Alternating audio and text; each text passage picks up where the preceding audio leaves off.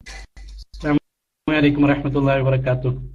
ഉസ്താദ്, എൻ്റെ ഒരു ചോദ്യം, കാർപ്പറ്റ് ഇട്ട വീടാകുമ്പോൾ, സാധാരണ ഇവിടെ ഗൾഫ് നാട്ടിൽ ചില വീടുകളിലൊക്കെ കാർപ്പറ്റ് ഇട്ട വീടുണ്ട്, അതിൽ നജസ്സായാൽ അതിനെ എങ്ങനെയാണ് വൃത്തിയാക്കേണ്ടത്? അതുപോലെ മറ്റുള്ള ടൈൽസ് ഇട്ട വീടാണെങ്കിൽ പോലും അത് വെള്ളം അതിന് മേലെ ഒഴിച്ച് അത് വൃത്തിയാക്കാനുള്ളതായ ബുദ്ധിമുട്ടുണ്ടാകുന്ന സമയത്തിൽ അതിനെ എങ്ങനെയാണ് വൃത്തിയാക്കേണ്ടത് എന്നാണ് എന്റെ ചോദ്യം. ഞാൻ മൈക്കിളിലേക്ക് ചെയ്യുന്നു. അസ്സലാമു അലൈക്കും.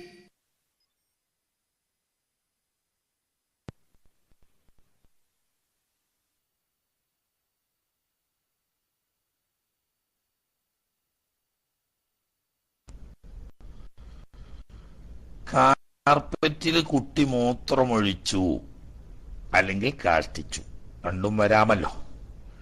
അങ്ങനെ വന്നാല് ഒരു പഴയ തുണിക്കഷ്ണമോ ടിഷ്യൂ പേപ്പറോ മറ്റോ എടുത്ത് നന്നായി തുടച്ച് വൃത്തിയാക്കുക. ആദ്യം ചെയ്യേണ്ടത് അതാണ്. അങ്ങനെ നജസിന്റെ തടിയൊക്കെ നീങ്ങി ഇനി അവിടെ അടയാളം മാത്രമേ ബാക്കിയാവുന്നുള്ളൂ. ഈ സാഹചര്യത്തിൽ അവിടെ കുറച്ച് ആ സ്ഥലത്തൊക്കെ നല്ലോണം ആകാൻ മാത്രമുള്ള കുറച്ച് വെള്ളം ആ സ്ഥലത്താണ് പാർന്നാൽ മതി, ഒഴിച്ചാൽ മതി. അതേസമയത്ത് കുട്ടി മൂത്രം ഒഴിച്ചതിന്റെ മുകളിൽ പോയിട്ട് കുറച്ച് വെള്ളം ഒഴിച്ചു കൊടുത്താൽ ആകെ പിന്നെ ഒരു നിവൃത്തി ഉണ്ടാവില്ല. അപ്പൊ അത് ചെയ്യരുത്. കാഷ്ടിച്ചൊക്കെയാണെങ്കിൽ ആ കാഷ്ടം നന്നായി നീക്കി തുടച്ച് വൃത്തിയാക്കുക. അതുപോലെ തന്നെ മൂത്രം ഒഴിച്ചിട്ടുണ്ടെങ്കിൽ ആ മൂത്രം നന്നായി തുടച്ച് വൃത്തിയാക്കുക. എന്നിട്ട് ആ സ്ഥലം അടയാളം വെച്ചോളി, ഉണങ്ങിക്കോട്ടെ, അതാ നല്ലത്.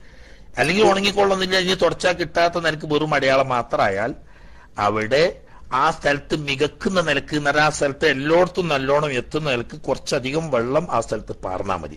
അത് രണ്ടാമത് നിങ്ങൾ അവിടുന്ന് തുടച്ചെടുത്തോളണം എന്നില്ല, തുടച്ചെടുത്ത് എന്നുള്ളതുകൊണ്ട് വിരോധവും ഇല്ല.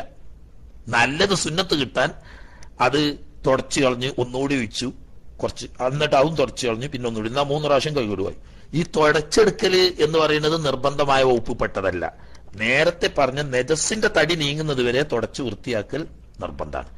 തടി പോയിട്ട് വെറും അടയാളം മാത്രമാവുന്നിടത്ത് ആ നജസ് എത്തുന്ന നിലക്ക് വെള്ളം ഒഴിക്കുക. ഞാൻ ഒഴിച്ച വെള്ളങ്ങൾ അവിടെ നിന്നിട്ട് കുറച്ചു നേരം കഴിഞ്ഞിട്ട് ഉണങ്ങിക്കോട്ടെ, ഒരു വിരോധമില്ല. ഞാൻ അല്ലെങ്കിൽ അത് ഉപയോഗിച്ചുകൊണ്ട് എന്തെങ്കിലും ഉപയോഗിച്ച് തുടച്ചിട്ടോ മറ്റോ എടുത്ത് ഒഴിവാക്കുകയാണെങ്കിൽ അതിനും വിരോധമില്ല. അത് രണ്ടും പ്രശ്നമല്ല. ഈ വെള്ളം നിങ്ങൾ അവിടെ എത്തുന്ന നിലക്ക് ഒഴിച്ച് പാർന്നതോടുകൂടി സ്ഥലം ശുദ്ധിയായി കഴിഞ്ഞു. ശുദ്ധിയായി കഴിഞ്ഞപ്പോൾ ഞാൻ വെള്ളത്തിന്റെ വിധി ശുദ്ധി തന്നെ. ശുദ്ധിയായ വെള്ളം അവിടെ നിന്നിട്ട് ഉണങ്ങേ അല്ലെങ്കിൽ നിങ്ങൾ തുടച്ച് കളയെ എന്ത് ചെയ്താലും പ്രശ്നമൊന്നുമില്ല. ടൈൽസ് പോലത്തതുമലും അങ്ങനെ തന്നെ. ടൈൽസ് പോലത്തെ റൂമിൽ കാർപ്പറ്റ് ഒന്നുമില്ല, നാട്ടിലൊക്കെ അങ്ങനെയാണല്ലോ ഉണ്ടാകുക. ഒന്നിരിക്കല അതെന്താ, നജസിന്റെ തടി നീങ്ങുന്നത് വരെ എന്താക്കണം, നന്നായിട്ട് തുടച്ച് കളയുക. എന്നിട്ട് ആ സ്ഥലത്ത് വെള്ളം ഒഴിച്ചാൽ മതി. അപ്പൊ ആദ്യം എന്ത് വേണം, മൂത്രമൊക്കെ ചെറിയ കുട്ടിയാണ് മൂത്രമൊക്കെ ഒഴിച്ചിട്ടാണെങ്കിൽ അവിടെ അങ്ങനെ കിടന്ന് ഉണങ്ങി, പക്ഷെ ആ സ്ഥലം അറിയണം. ഉണങ്ങിയതിന് ശേഷം പിന്നെ ആ സ്ഥലത്ത് വെള്ളം ഒഴിച്ചാൽ മതി. നല്ല മാർഗം തുടച്ചു നന്നാക്കുക. തുടച്ചു കഴിഞ്ഞതിന് ശേഷം ഇനി അവിടെ അടയാളം മാത്രമേ ഉള്ളൂ, തടി നജസിന്റെ നീങ്ങി എന്ന് ബോധ്യപ്പെട്ടതിന് ശേഷം അവിടെ കുറച്ച് വെള്ളം പാർന്നിട്ടാൽ മതി.